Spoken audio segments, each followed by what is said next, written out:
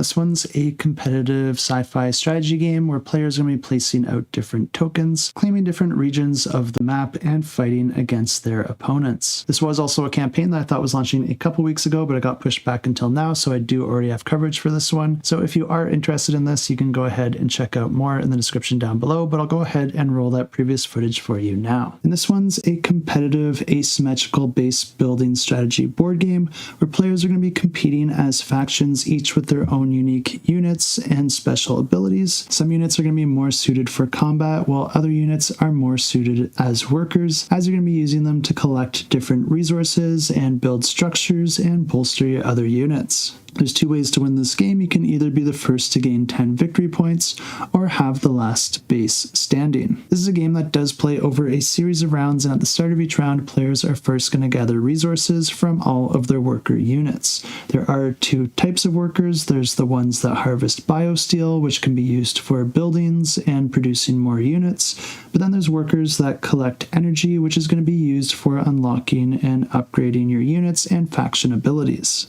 Players take turns activating up to 2 units at a time, moving, attacking, and using their abilities, and each unit is also going to have a specific range associated with it, and if an enemy is within that range, then you can attack them. Units do come in different types. They can either be air units or ground units, and certain units might be able to only attack one or the other, or possibly even be able to attack both. If you also have the high ground, that can grant you an advantage, but if you're attacking a base, it's only going to take 1 damage per attack regardless of the strength. And the way that you track health in this game is by the number of health chips underneath that unit. At the end of the round, all the units are going to refresh, and then any newly constructed buildings will become active.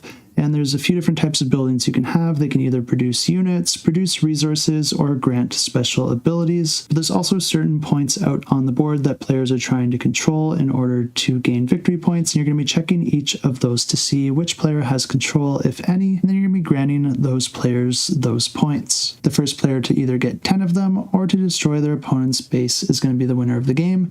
And if you do want to check this one out, I will have it linked down below.